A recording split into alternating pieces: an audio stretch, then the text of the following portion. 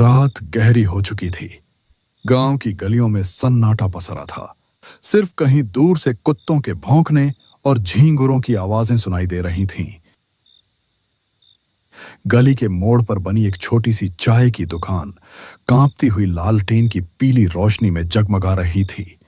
लकड़ी की बेंच पर 2 आदमी बैठे थे। शिवा, तूने कभी उस पुराने पीपल के पेड़ के नीचे रात में रुककर देखा है? लोग कहते हैं कि वहां सफेद साड़ी वाली औरत दिखती है। कहते हैं वो औरत असल में उसी हवेली वाली है जिसकी बरसों पहले मौत हो गई थी। सुनने में आया है उसकी लाश कभी ढंग से दफन नहीं हुई और उसकी आत्मा भटकती रहती है।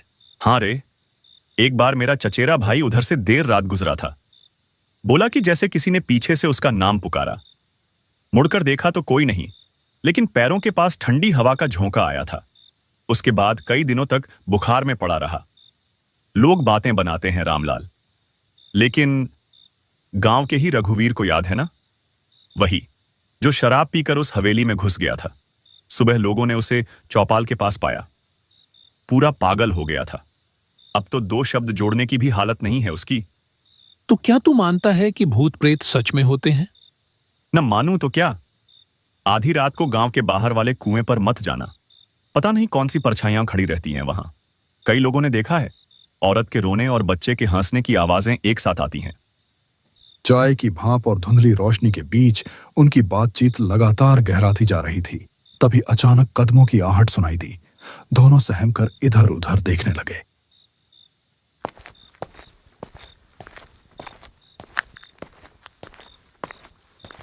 गांव के सन्नाटे को चीरता हुआ उनका तीसरा दोस्त वहां आ पहुंचा।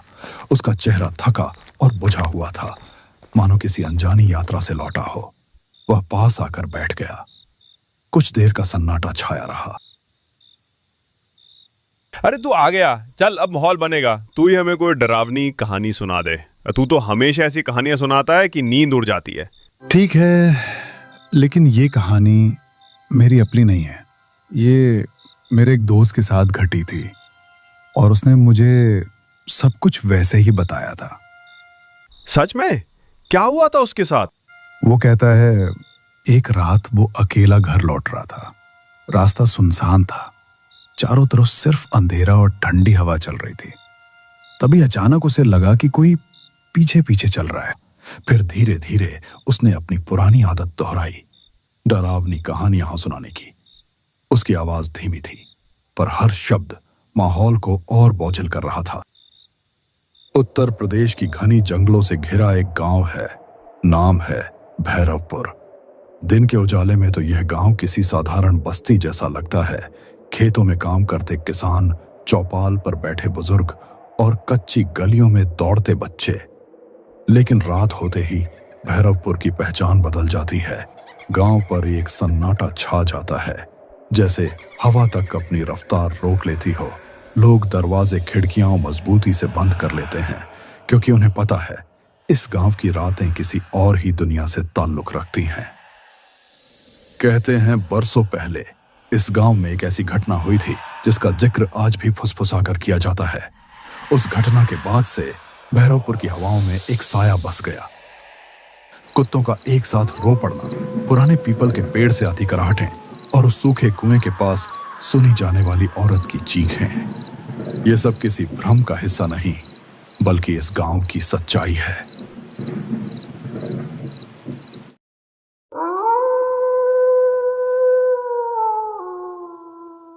रात का वक्त था, लगभग 10:30 बज रहे थे। गांव में हल्की हल्की हवा के साथ बारिश भी हो रही थी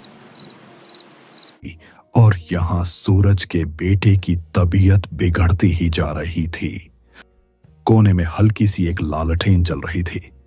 दोनों पति पत्नी अपने बच्चों की तबीयत को लेकर चिंतित थे।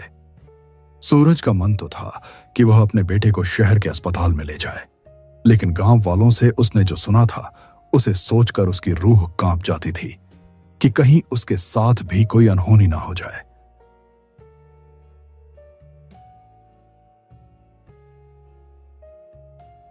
सुनिए जी, बाबू की हालत बिगड़ती जा रही है, कुछ कीजिए। वरना देर हो जाएगी। हाँ, अब और रुकना ठीक नहीं। मैं बाबू को लेकर साइकिल से ही शहर के अस्पताल निकलता हूँ। अकेले? रात का वक्त है जी, रास्ता सुनसान है, मुझे बहुत डर लग रहा है। डर मुझे भी है, पर बाबू की जान से बढ़कर कुछ नहीं। चाहे रास्ता कैसा भी हो, मैं उसे शहर जरूर ले जाऊंगा। हिम्मत रखना। तुम घर पर बाबू की मां बनकर दुआ करना। मैं बाबू का बाप बनकर हिम्मत दिखाऊंगा। भरोसा रखना, मैं बाबू को ठीक करके ही वापस लाऊंगा।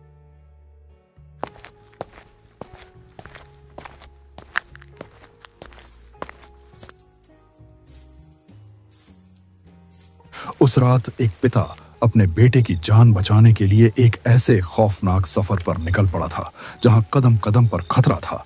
इस गहरे अंधेरे के बीच साइकिल चला रहे सूरज के मन में डर बढ़ता जा रहा था। इस डर का कारण था शहर की तरफ जाने वाला यह इकलौता रास्ता। बारिश अब और तेज हो चुकी थी। बूंदें सूरज के चेहरे पर पड़कर जैसे उसे बार बार चेतावनी दे रही थीं, लेकिन उसके पास ठहरने का वक्त नहीं था। बेटे की सांसें भारी हो रही थीं।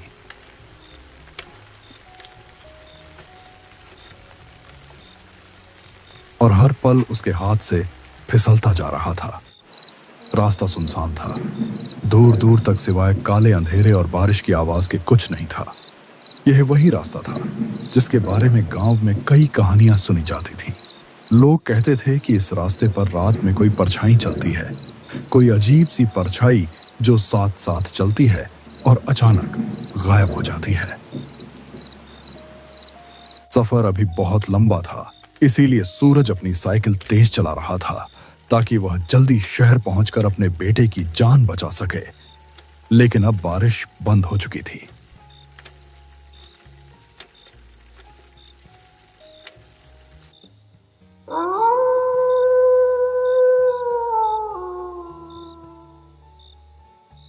थोड़ी दूर आगे जाने पर सूरज को रास्ते में एक औरत बैठी हुई दिखाई दी।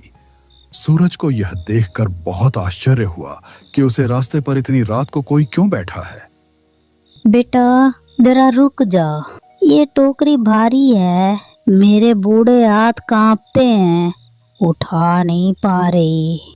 अम्मा, मेरा बाबू बीमार है, मुझे जल्दी शहर पहुंचना है, वरना उसकी हालत और बिगड़ जाएगी।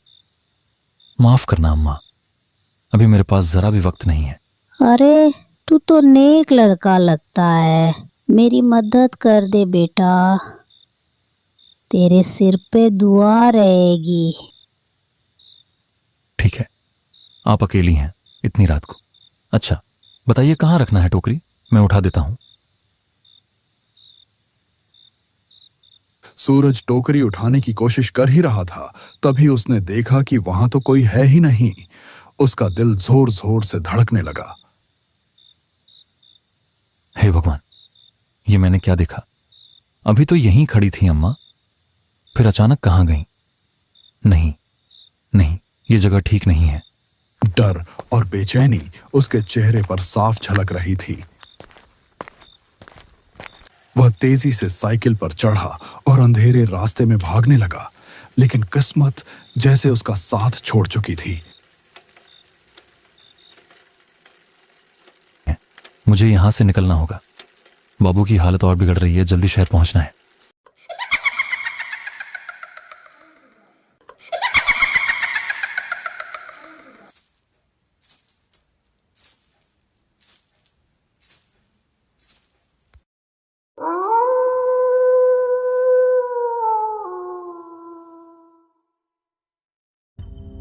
अचानक उसकी पुरानी साइकिल की जंग लगी चेन जमीन पर गिर गई। हे राम, ये क्या हो गया? अभी इस वक्त ही चेन गिरनी थी क्या? अगर मैं यहीं रुक गया तो पता नहीं क्या हो जाएगा। नहीं, मुझे किसी तरह चेन चढ़ानी ही होगी। और सूरज घबराहट में झुककर चेन चढ़ाने ही वाला था कि तभी उसकी रगों में खून जम गया। सामने वहीं खड़ी थी एक औरत, और वह औरत हूबहू उसकी पत्नी जैसी दिख रही थी। उस पल सूरज का मन मानो भर भरा कर टूट पड़ा। अरे तुम यहां कैसे? तुम तो घर पर थी ना? इतनी रात गए? इस सुनसान रास्ते पर कैसे चली आई? मत पूछो, मैंने रास्ते में एक परछाई देखी थी। वो लगातार मेरा पीछा कर रही है।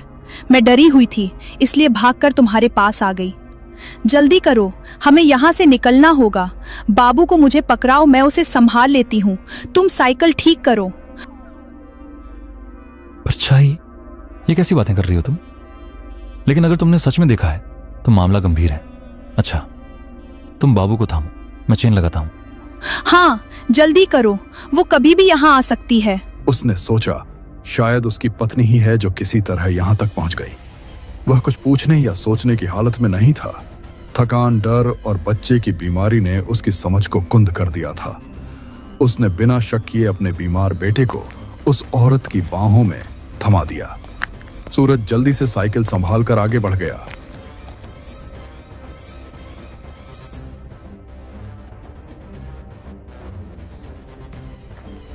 लेकिन कुछ ही दूरी तय करने के बाद उसके मन में अचानक अजीब सा खटका हुआ।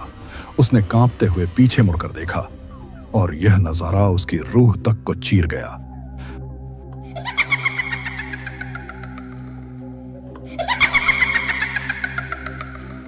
वहां उसकी पत्नी नहीं थी, सामने वही था जिससे गांव के बुजुर्ग हमेशा चेतावनी देते आए थे, छलावा। उसका असली भयानक रूप अब सामने था और उसकी पकड़ में सूरज का छोटा सा बाबू था। मेरे बाबू को छोड़ दे, ये मेरा बच्चा है। तू इसे क्यों ले आई? ओ मां, मैंने तो तुझे अपनी पत्नी समझा था। आंसू बारिश के कतरों के साथ मिल गए और उसकी दौड़ती हुई सांसें पागलपन की हद तक तेज हो गईं। वह ठोकर खाता, गिरता, फिर उठता और भागता रहा। उसके सीने में सिर्फ एक ही बात थी, किसी भी तरह बाबू को बचाना है। डर अब भी था, लेकिन उस डर के नीचे छिपा पिता का हौसला कहीं ज्यादा बड़ा था। मेरा बाबू मुझे लौटा दे। नहीं, ऐसा मत कर, मैं तुझसे हाथ जोड़ता हूं। मेरे लाल को कुछ मत करना, उसे मुझे दे दे। सूरज बेतहाशा अंधेरे में अपने बच्चे को ढूंढ ही रहा था। उसके कदम कांप रहे थे, दिल की धड़कनें तेज होती जा रही थीं। तभी उसकी नजर सामने पड़ी। वहां टूटी फूटी पगडंडी के बीच वही चुड़ैल बैठी थी। उसकी गोद में वही बच्चा था जिसे सूरज अपनी जान से भी ज्यादा चाहता था। लेकिन उस वक्त उसके चेहरे पर एक रहस्यमयी मुस्कान थी, मानो वह जानती हो कि सूरज का डर अब उसके कब्जे में है। नहीं, ऐसा मत कर, मैं तुझसे हाथ जोड़ता हूं। मेरे लाल को कुछ मत करना, उसे मुझे दे दे। हे भगवान, अब मैं क्या करूं? किससे मदद मांगूं? हे भगवान, मेरा बाबू मुझसे मत छीनो। वो तो मेरी सांसों की डोर है, उसके बिना मैं जिंदा नहीं रह पाऊंगा। ओ परछाई, तुझसे मैं डरता नहीं, मगर मेरा लाल तेरा नहीं है। वो मेरी रूह का टुकड़ा है, उसे लौटा दे। अगर मेरी जान चाहिए तो ले जा, पर मेरे बाबू को छोड़ दे। मैं अपनी आंखों की रोशनी भी तुझ पर वार दूंगा। बस मेरा बच्चा मुझे लौटा दे। छलावा ने अपनी लाल आंखें चमकाईं। वह जैसे ही बाबू को चोट पहुंचाने के लिए अपना काला हाथ उठाता, तभी अचानक अंधेरे को चीरती हुई मोटरसाइकिल की तेज हेडलाइट उधर आ पड़ी।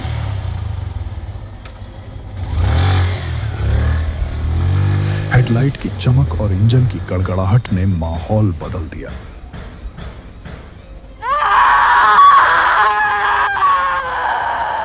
छलावा ने चीख मारी और अगले ही पल धुएं की तरह गायब हो गया। बाबू उसकी पकड़ से छूटकर जमीन पर गिर पड़ा। सूरज ने दौड़कर अपने लाल को उठा लिया, कांपते हाथों में उसे सीने से चिपका लिया और आंसुओं से उसका चेहरा भीग गया। आसमान से बरसती बूंदें अब उसे डरावनी नहीं लग रही थीं, बल्कि जैसे राहत का आशीर्वाद बनकर बरस रही थीं।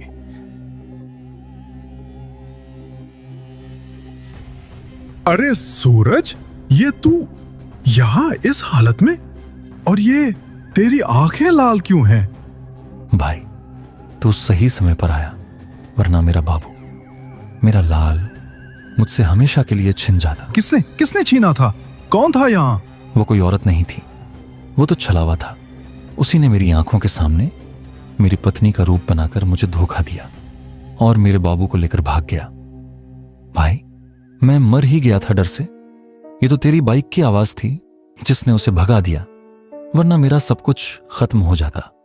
छलावा, हे भगवान, मैं तो रास्ते में बस अंधेरे में कोई साया देख रहा था, तभी मैंने गाड़ी तेज कर दी। अच्छा हुआ जो मैं यही रुक गया।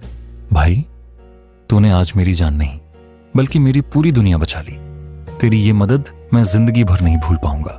सूरज, घबरा मत, अब मैं हूं ना। देख, बाबू सुरक्षित है। हम दोनों उसे लेकर तुरंत शहर चलेंगे। तुझे अकेले नहीं छोड़ूंगा। उस अंधेरी रात में सूरज की यह कहानी गांव के दिल में हमेशा के लिए दर्ज हो गई। एक बाप की जिसने छायाओं और छलावे से टकराकर अपनी संतान को बचा लिया। उस रात ने यह साबित कर दिया कि डर कितना भी गहरा क्यों ना हो, एक पिता का प्यार उससे कहीं ज्यादा मजबूत होता है।